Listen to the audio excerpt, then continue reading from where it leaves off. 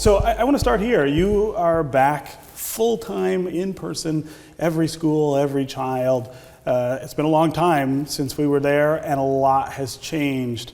We lost a lot of ground during that time. Talk about the opening of school this year, the challenges ahead, and how you're facing them. Yeah, well, last year, all of our children were back in person. All schools were open, with the exception of about 3,000, 2,000 that were in the virtual school.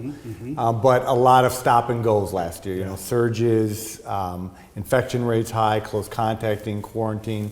So although we were back last year, it just didn't feel normal.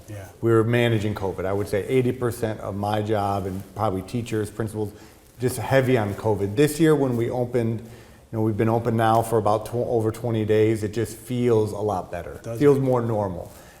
We're still dealing with the challenges or lingering challenges of the pandemic, but it feels better. It feels more normal. And I think that there's an energy, a positive energy of just now seeing some momentum and a clear pathway forward to just get back to the student achievement work. We lost ground here in Detroit. Well, that doesn't make us unique, because most school districts had a hard time with it. But things visit on our kids, our families, our community really differently than other places. Talk about some of the things that happened that really you have to focus on and maybe have you concerned still as we go forward. Well, when you look at just running the district and what are the challenges that we're facing. So one, enrollment. So we lost about 3,000 students when you look at where we were when the pandemic hit. March 2020, we are at the highest level of our enrollment. First time we saw an increase in 2 decades at about 51,000. We just turned the corner on count.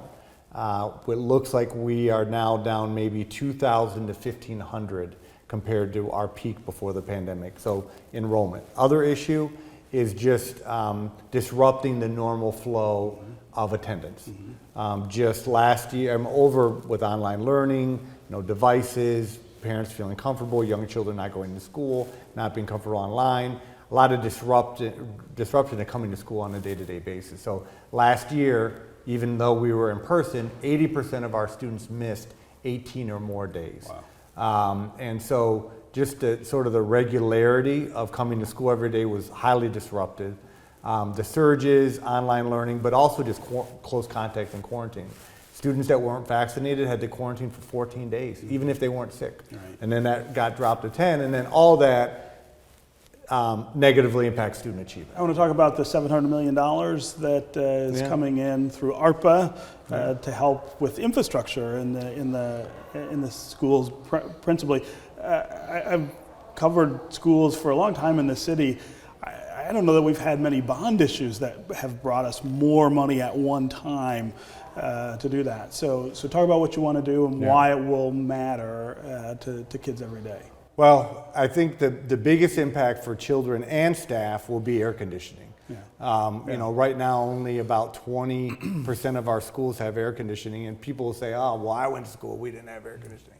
Well, it's 2022, and air conditioning is sort of part of our life. And when you get into June and even certain months in August, or days in August and September, it can be hot. We have to close schools or go half days, and it gets uncomfortable when it gets warm. So that's a significant. But going back to neighborhood schools, investing in a brand new Pershing building, brand new Cody, building a new building in Southwest Detroit with probably an arts focus to feed into Detroit School of the Arts.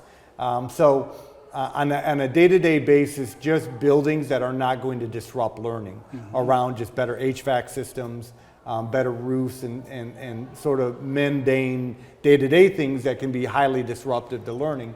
But beyond that, innovative in some new school buildings, especially to preserve some neighborhood schools. Yeah, I want to talk just a little about the future, right?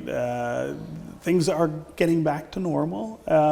What are your expectations, or what would you tell a parent their expectations should be for how quickly we recover from everything that's happened over the last 3 years? Well, I think that there'll be long-lasting negative impacts of the pandemic. I mean, I think I'm dealing with it. you know, it was not easy Yeah. managing the district during the No, pandemic. sure. So, and that affected our teachers, our principals, our parents who lost loved ones, our children. So there is no magic wand to say, you know, we have to live with that history. But I am confident, and I would tell any parent this, is that by the end of this academic year, if you send your child to school consistently, we're going to not only show a years of growth, but probably 2 years of growth, and be even closer to being at and above grade level performers. Yeah. I know it's not a matter of I wish, I hope. In 1819, we did it. We moved the needle academically. Right. And I know we can, it's not about doing things radically different. It's just going back to the work that we were doing. And I think adding and filling some gaps that we had around mental health and some broader holistic approaches to supporting families, which I think we're doing a lot better as a district. So the average parent needs to know that at the end of this year, we're going to see improvement in student achievement. We just need parents to do their part by sending their children to school on a day-to-day basis.